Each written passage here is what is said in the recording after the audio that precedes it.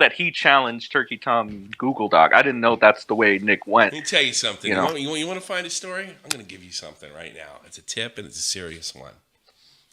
There's something out there about Pyro. See what kind of journalist you are. But it's been blocked at every turn. It's a game ender for him. We just can't touch it because of the situation that went down. And there are some people that have kind of prevented us from doing it on top of it. But there is a game-ending scenario for Pyro out there. Go find it. And I'm serious. I know exactly what it is. And it's in the area of the topic we covered. But we can't do it. And people that have tried to cover it have been scared off. I'm serious. Good luck. Alright, just for a second, ignore the drooling Neanderthal quivering into his mic in the background and listen to what Tommy is actually saying. You may be wondering, what is this new story about Pyrocynical? What is this supposed game changer? And how is it related to the topic discussed last year, which is the French girl story? Well, lucky for all you out there, I have the answer and I will be sharing that in this video today.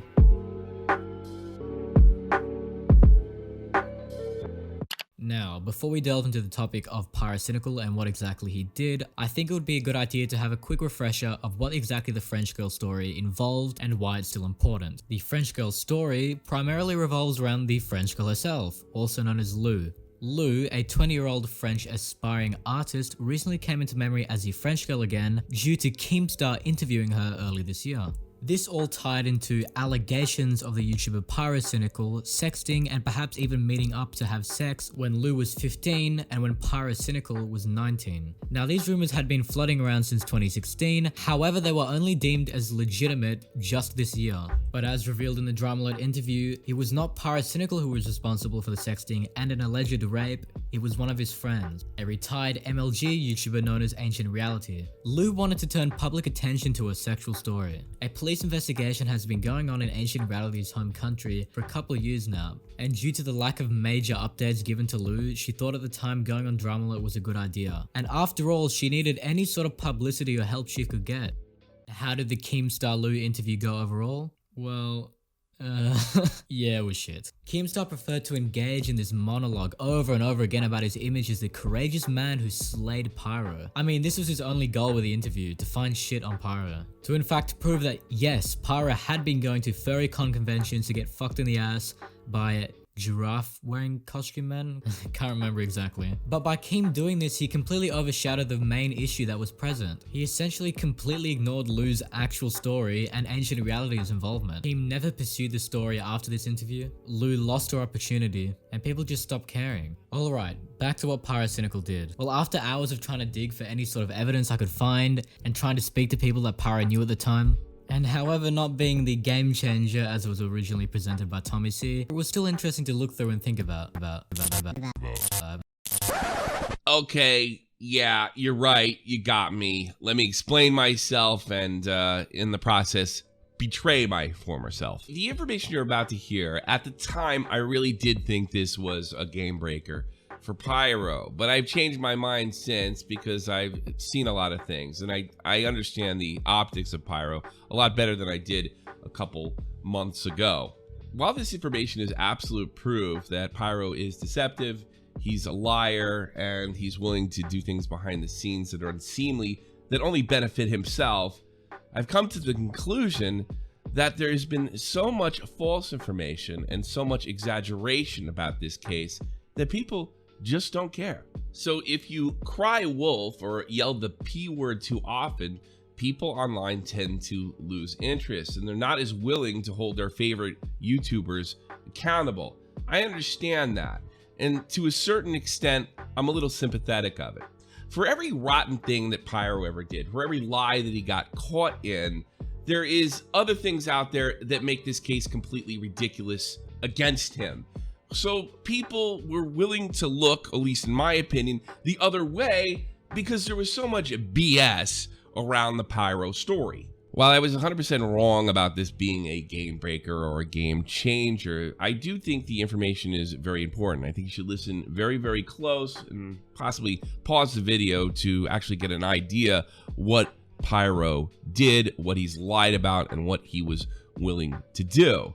That being said, maybe it shouldn't be a game changer. Again, There is so much exaggeration around this story and things that have just gone awry, bad journalism. The commentary community, and I'm a part of it, has dropped the ball in this particular situation. But I am glad we're finally getting to the bottom of the situation. This is all the information, and you can make an evaluation on Pyro's character, I think, completely now, with this particular stuff being out.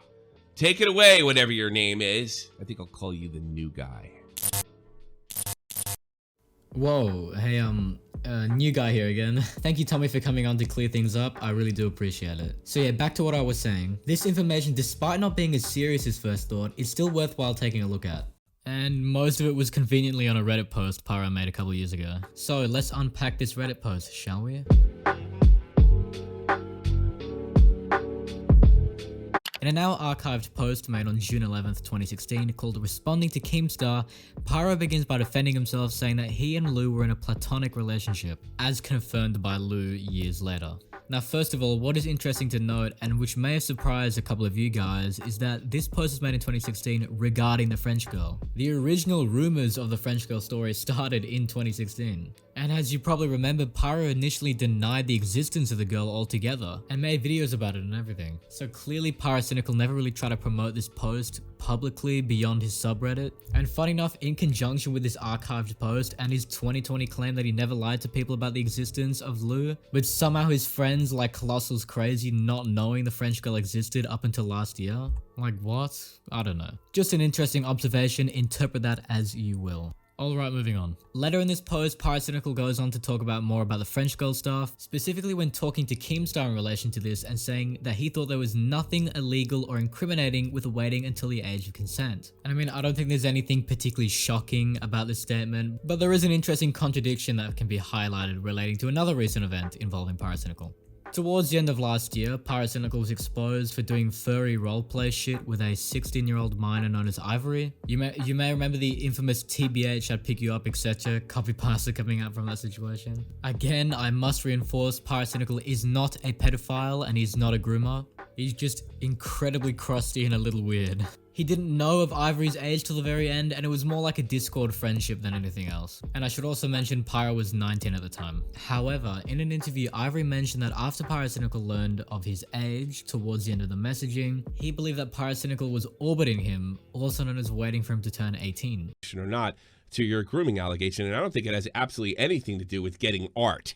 I think a lot of people had a problem with that. That you said that you thought he was using you to get art from other artists. This looks like he was trying to carry on a sexual relationship with you. You certainly, it never happened. There's no way for us to tell. But I mean, that, you know, having these inappropriate conversations with a 15-year-old boy and then working that till they're the age of consent just to get them over. This is one of the things that Onision took a lot of crap for. Mm-hmm. You know, they claimed that they waited till the, you know, Onision's claim, like, well, we waited till the day she turned 18. I mean, in a sense, in a sense, that, I mean, I find that incredibly inappropriate, incredibly ridiculous. Yeah, that's called orbiting. Orbiting. Can you? It's like a groom, or it's a tactic used by groomers where they'll ease a minor into sexual conversations and then wait until they're the age of consent to actually pursue them. Which, yeah. Of course, Pyrocynical denied it in his response video, but with what he said in the Reddit post, I wouldn't put it past him. And again, that does not make him a pedophile. Please do not think that is what I'm trying to say. I'm just saying it does make him weird, and I think we all know that by now. Pyro himself is just a crust lord, nothing more. Okay, moving on to the last and most important thing, also known as the big reveal. Pyrocynical states that he, in a sense, turned a blind eye to an MLG friend at the time who was allegedly meeting up with a 15-year-old girl to have sex when he was 19. Pyrocynical doesn't disclose the name of this friend, but from the research that I gathered and the assumption that can be made, it was probably Vagabonds, an MLG YouTuber active around 2015 and 2016. Pyro claims that Vagabonds was actively spewing misinformation about him in Skype calls to Keemstar around the times of the French girl rumors, that being 2016. He then goes on to explain how after this information was passed on to him, he confronted Vagabonds, but said that he would not make this information public. Pyro then says there was medical proof proof that the girl was sexually active around the time of her and Vagabond's relationship. However, the proof is not specified and the link provided no longer leads to anything. This is probably used as a justification that he didn't need to alert anyone. So, what can we gather from this? Well, there seems to be a reoccurring pattern with former MLG YouTubers and acting inappropriately around minors. I mean, even according to Lou herself, these people are weirdos and creeps. So this is it, this is what Pyro did. He ignored a potentially serious situation. However, we can look at what Pyro said in a couple different ways. First of all, the nature of this relationship isn't specified in the Reddit post, and nobody that I've talked to seems to know either. Was she being groomed? Was she a fan, so was there like a power dynamic? Or was it just out of love from both sides? See, without knowing the nature of the relationship, it's hard to judge whether what Pyro did was an objective wrong. I mean, we're just assuming that Vagabonds is being predatory, but there's no evidence to support that. And it's likely that if Vagabonds was being predatory or malicious, Pyro would have alerted authorities. If this is just a scenario where a socially inept loser was finally getting attention from a girl for the first time, then I think what Pyro did was morally neutral. Just use this hypothetical for a second. Just imagine you found out one of your friends was in a sexual relationship with a 15-year-old as a 19-year-old, taking into account that this isn't predatory and it's just young love between two socially inept people who haven't had much attention from the opposite sex. You then confront your friend about it and tell him it's not right and he needs to stop. And he does, and he cuts connections completely. Are you going to tell the police or alert some kind of authorities? Is that person really actively seeking out or is a danger to minors? And remember, 15-year-old and 19-year-old relationships aren't that unheard of. And even though they're, a lot of the time, they're not uncommon. Or maybe you think otherwise, and that's fine too. The point is that it's difficult to condemn Pyro if key details aren't available or specified. Without this, it's just a game of biases. Do we like Pyro or do we not like Pyro? And that leaves us where we are now, inconclusive. I'd also like to note that I found no evidence of MLG members threatening journalists or commentators not to investigate them. Most of the MLG guys have just moved on anyways, either streaming on Twitch or just doing other things around YouTube. The worst thing I encountered were people just refusing to comment or elaborate when asked questions, and more prominent former members just not responding. Nothing even remotely close to a threat. Now let me draw you back to the story discussed at the beginning of this video. The real important story here. Lou's story. This whole Pyrocynical drama is just a diversion from her original cause. Why are we still trying to dig for minor hypocrisies of Pyro while completely ignoring the burning issue at hand, which is a girl that got sexually assaulted? As of today, years later, Lou is still waiting for the justice system of ancient reality's country to do its job. And besides that, she can't do much at all. Bringing attention to a cause could possibly help, as seen in other cases that were covered by media outlets. Others have tried to make videos on Lou and the MLG, and a journalist almost published an article about it, but these efforts did not bear fruit at all, and no one seems to know why. This needs more attention, and I do hope it gets picked up by bigger creators. Thank you for watching if you have watched until the end. I just really wanted to get the truth out there, let other people examine it and use it to propel the story, so that maybe public pressure might help with Lou's case. Again, thanks for watching, more videos coming soon, and yeah, peace.